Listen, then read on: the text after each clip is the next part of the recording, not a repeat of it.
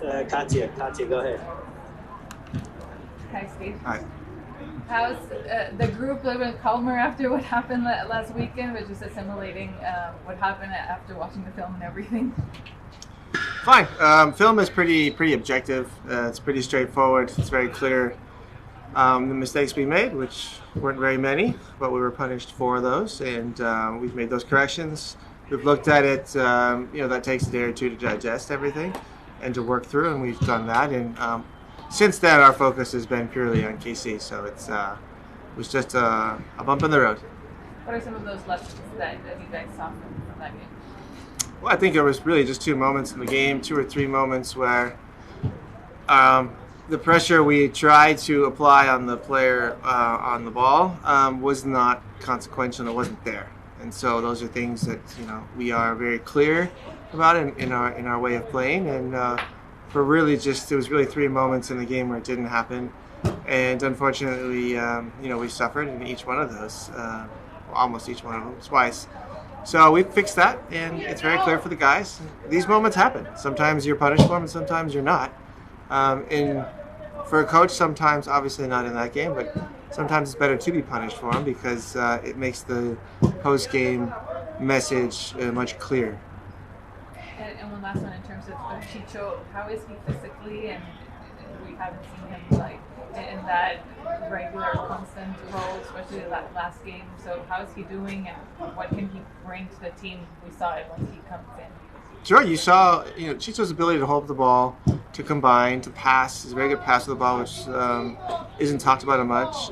So he brings a lot of qualities, and obviously he's finishing in his nose for the goal. If you watch the play again, his goal, he starts running before Carlos even shoots, and so he's expecting that ball to be deflected into an area where he can finish, and he did exactly that.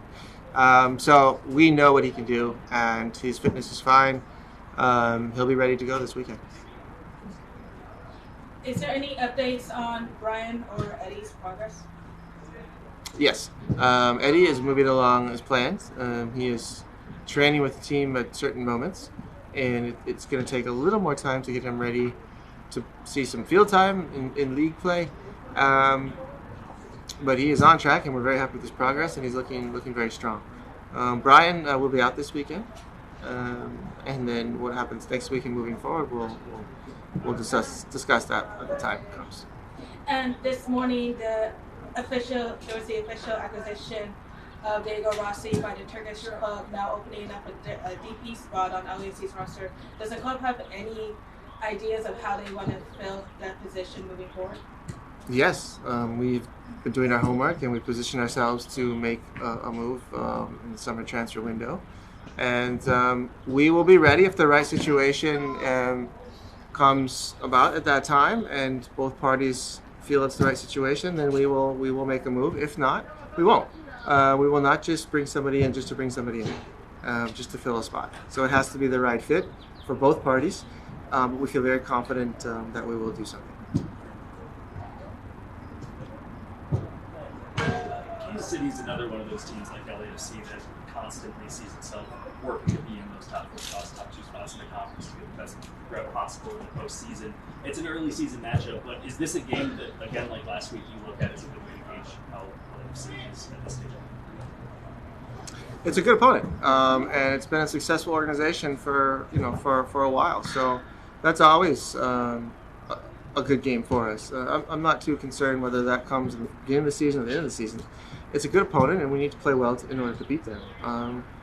I think in these moments and towards the beginning of the season, I think most organizations and clubs are focused on themselves and their own way of playing. And as we know what's coming our way. We respect them a great deal and have talked about that. But we also feel that most of our energy should be geared towards our own game model and the way we want to play and to put the game on our terms, which has also been the message this week. And Ilya's participation in training, has that been beneficial going into this matchup as well? Yeah, and it's against Vancouver, we had obviously Mark and Max who had some inside knowledge of the club we were playing, and Ilya this week. Latif played for KC, so of course we will use that to our advantage, and as does every other club out there. But I don't really think it's a huge advantage. This is the nice thing about this league is it's a league of no secrets. everybody knows each other very well, especially after last year in the Western Conference. You played each other plenty of times. So I don't think we'll see something we haven't seen before. So hopefully we'll see a very good match.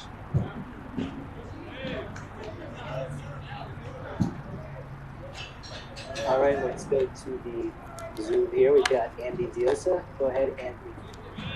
Thanks, hey Steve. Just two quick ones from me. What is Brian exactly dealing with? A little bit of clarity on his injury.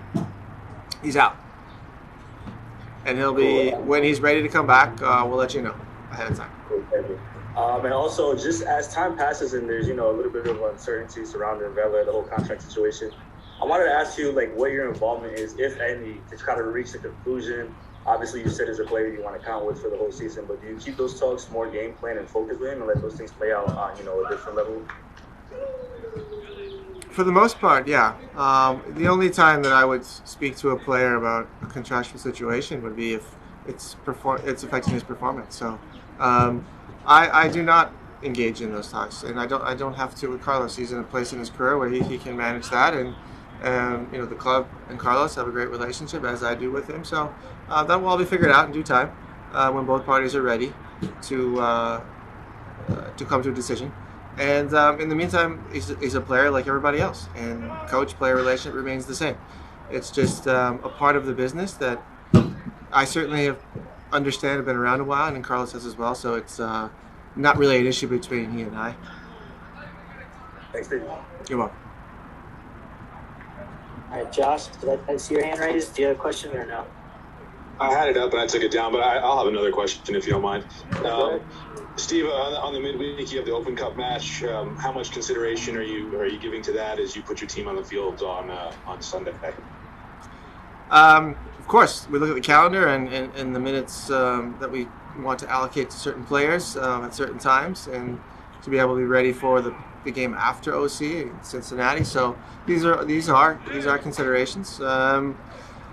To answer your question, how much of a consideration? We are thinking about Orange County today, but we want to win a game on Sunday first. Okay. And let me ask, I mean, the question was already asked about, how Ilie can sort of help in any way against Kansas City, I think. But just wondering, because he had mentioned that, I think, on the podcast with Max and Vince, that, he chimed in at certain points above and beyond, a player who knows another team after being there. Was there anything specific this week that he alluded to that you think, I know you said it's probably not as helpful as we like to make it out to be, but in what ways was he helpful this week, if you could sort of elaborate on that? Honestly, I think less information about the opponent than it is just him being himself and being a leader in training and making sure the level of training is a good level, and that every pass, every touch, every sequence we train is done with the highest quality, and that's one of the reasons he's here, and that's what he gives this organization, and he's been amazing. Okay, thank you. All right, next we'll go to Josue Lopez. Josue, go ahead. Thank you very much. Hello, Steve. Good afternoon. Thank you for your time. Still speaking about the game against Orange County, are you going to see some rotations on the lineup, or players that have not played very often? How is that going to work? I'm sure there will be some players on the field who won't start on Sunday to get some fresh legs on the field. Our objective in those weeks is to keep the level of play as high as possible in every game, and we will do that. There's two ways to do that. You can put your what people would deem your strongest lineup out in every game, but there is also a physical side of this game that we don't underestimate, and sometimes fresh legs are more important than names that are always out there, or continuity in your starting 11. So those decisions of who we want to play in all three games and who will give a break, we'll obviously see coming Wednesday, but we will field the best possible team to win all three games. That is our objective, and like I said, to maintain the level in every minute of those three matches. And out of curiosity, Sunday's game is going to be at 1 p.m. Normally you play at night. Is there a preference in schedule? I don't really have to play anymore. unless I get to sub myself in at some point, but I don't think John would appreciate that, or would my players, so I'm not going to.